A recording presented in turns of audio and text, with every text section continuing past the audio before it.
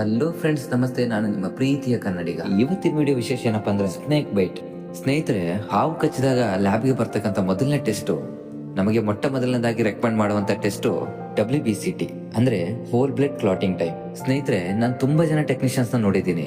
ಈ ಕ್ಲಾಟಿಂಗ್ ಟೈಮ್ಗೂ ಮತ್ತೆ WBCTಗೂ ತುಂಬಾ ಡಿಫ್ರೆನ್ಸ್ ಇದೆ. ಆದ್ರೆ ಅವರಿಗೆ ಆ ಮಧ್ಯೆ ಇರ್ತಕ್ಕಂತ ಒಂದು ಡಿಫ್ರೆನ್ಸ್ ತುಂಬಾ ಕನ್ಫ್ಯೂಸ್ ಆಗ್ತಾರೆ, ಅಥವಾ ಇನ್ನು ಎಷ್ಟೋ ಜನ ಟೆಕ್ನಿಷಿಯನ್ಸ್ಗೆ ಆ ಒಂದು ಡಿಫ್ರೆನ್ಸ್ ಏನಂತ ಗೊತ್ತಿರಲ್ಲ.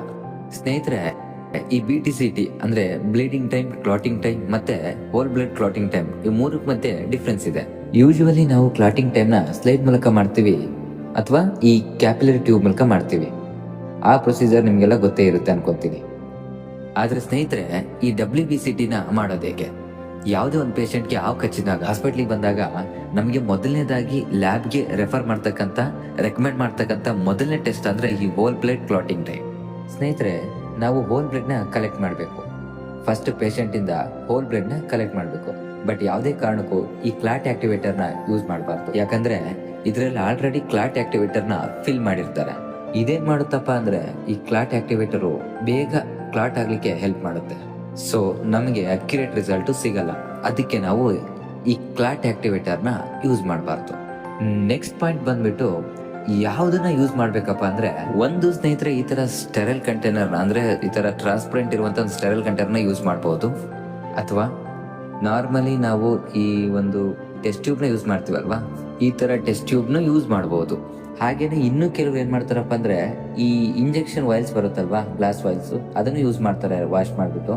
ಆಯ್ತಾ, ಅದರಲ್ಲಿ ನಾವು ಒಂದು 2 ml ಇಂದ 2.5 ml ವರೆಗೂ ಹೋಲ್ ಬ್ಲಡ್ ನ ಪೇಷಂಟ್ ಇಂದ ಕಲೆಕ್ಟ್ ಮಾಡ್ಕೊಂಡು ಇಟ್ಕೋಬೇಕು. 20 ಮಿನಿಟ್ಸ್ ಅನ್ಡಿಸ್ಟರ್ಬ್ ಆಗಿ ಸ್ಯಾಂಪಲ್ ನ ಇಟ್ಬಿಡಿ.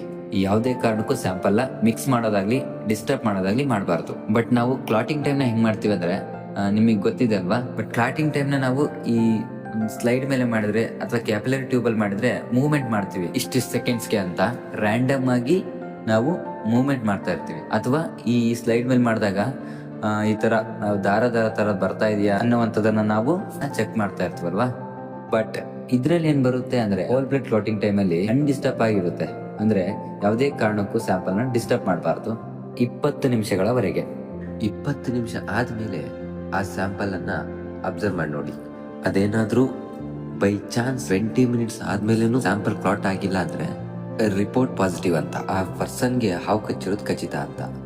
ಆವಾಗ ನಾವು ರಿಪೋರ್ಟ್ ನ ಪಾಸಿಟಿವ್ ಅಂತ ಕೊಡ್ತೀವಿ. ಆ ಬ್ಲಡ್ ಅಲ್ಲಿ ಪಾಯ್ಸನ್ ಮಿಕ್ಸ್ ಆಗಿದೆ ಅಂತ. ಇಫ್ 20 ನಿಮಿಷದ ಒಳಗಡೆ ಆ ಬ್ಲಡ್ ಏನಾದ್ರು ಕ್ಲಾಟ್ ಆಗಿತ್ತು ಅಂದ್ರೆ, 20 ನಿಮಿಷದ ಒಳಗಡೆ ಕ್ಲಾಟ್ ಆಗಿತ್ತು ಅಂದ್ರೆ ರಿಪೋರ್ಟ್ ಈಸ್ ನೆಗೆಟಿವ್ ಅಂತ, ಅಂದ್ರೆ ಪೇಷಂಟ್ಗೆ ಸ್ನೇಕ್ ಬೈಟ್ ಆಗಿಲ್ಲ ಅಂತ.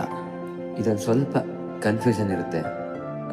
ಇದೊಂದು ಮಾಹಿತಿ ನಿಮಗೆ ಗೊತ್ತಿರಲಿ ಅಂತ ನಾನು ಹೇಳಕ್ ಇಷ್ಟಪಡ್ತೀನಿ. ಇನ್ನು ಹೆಚ್ಚಿನ ಮಾಹಿತಿಗಾಗಿ ಈ ನನ್ನ ಪೇಜ್ನ ಫಾಲೋ ಮಾಡ್ಕೊಳ್ಳಿ.